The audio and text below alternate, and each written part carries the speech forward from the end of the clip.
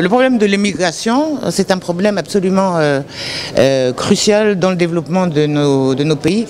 C'est pas seulement le fait que les gens partent en émigration, mais c'est le fait que les flux migratoires qui sont considérables en Afrique de l'Ouest sont généralement ou pas gérés du tout, ou gérés de manière très autoritaire, voire militaire.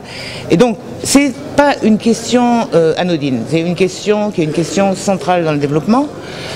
Et pourtant, les médias n'en parlent pas beaucoup.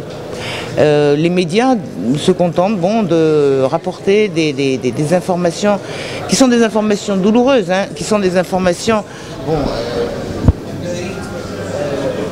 mais qui ne contribuent pas au débat. Elles contribuent à entretenir l'émotion, elles ne contribuent pas à susciter la réflexion et à inciter à repenser peut-être les stratégies de migration. Donc les journalistes, ils ont un rôle à jouer en rapportant, ce qui est le boulot ordinaire des journalistes, en rapportant les paroles des migrants, mais en rapportant aussi comment est-ce que les droits des migrants sont ou pas respectés dans les pays d'émigration, mais dans les pays d'accueil aussi. Comment est-ce que nous traitons nos émigrés? Est-ce que les droits sont respectés? Ce sont les droits individuels, donc les droits de l'homme. Ce sont aussi les droits en termes de conventions internationales.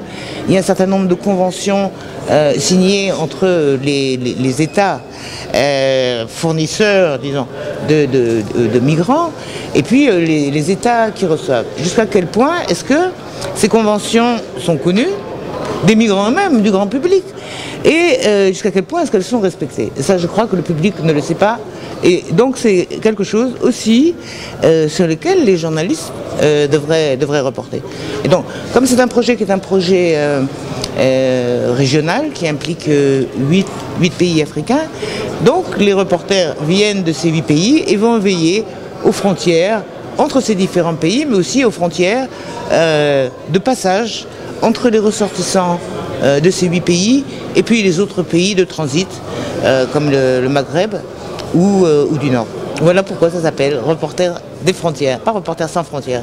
Parce que le problème, c'est justement, on a beaucoup de frontières et qu'on ne sait pas utiliser les opportunités que représentent parfois ces frontières. Et justement, c'est quoi l'objectif général visé? Alors l'objectif général, c'est ça, c'est d'obtenir que dans nos sociétés circule une information qui soit une information plus équilibrée. Équilibrée, ça veut dire quoi? Ça veut dire que les points de vue qui ne sont pas les points de vue officiels qu'on entend généralement dans les médias, qui sont les points de vue des gouvernements, que ce soit le gouvernement africain ou que ce soit le gouvernement des pays qui reçoivent des migrants, ce sont ces points de vue-là qu'on entend surtout parce que ce sont ces institutions-là, surtout, qui donnent de l'information.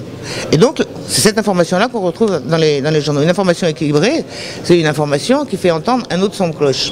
Alors, là, il faut que les journalistes eux-mêmes voient comment ça se passe eux-mêmes. Ça veut dire qu'une information alternative, ils la produisent eux-mêmes. Et puis il y a une réflexion alternative à avoir aussi qui est du ressort de la société civile. Et les journalistes, ils enquêtent sur les faits, mais ils analysent aussi à partir d'analyses qui sont faites par ceux dont c'est le métier de penser. Et je crois qu'on n'a pas trop encore, on en a, mais on n'a pas suffisamment d'analyse du point de vue des citoyens africains sur la question des migrations. En plus des journalistes, on a vu aussi que la société civile a été conviée à cette rencontre. Qu'est-ce qui explique cela?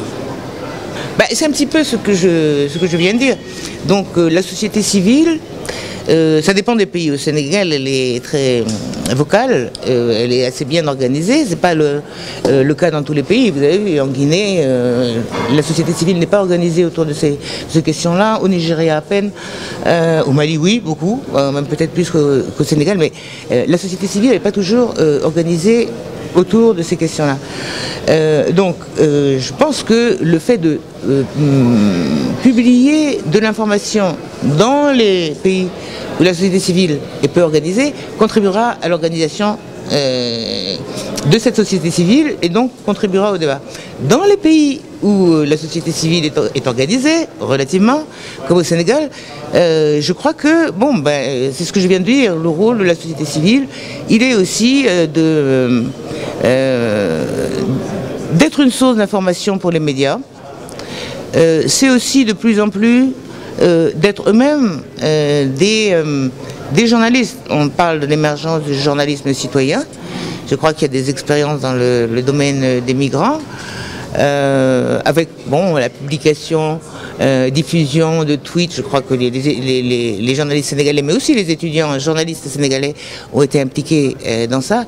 Les journalistes, ils tweetent, mais ils ne tweetent pas plus que les organisations de la société civile. Alors, pourquoi est-ce que les organisations de la société civile elles-mêmes n'utilisent pas les tweets pour informer et veiller sur les frontières et sur les droits des migrants et sur les politiques de migration. Voilà.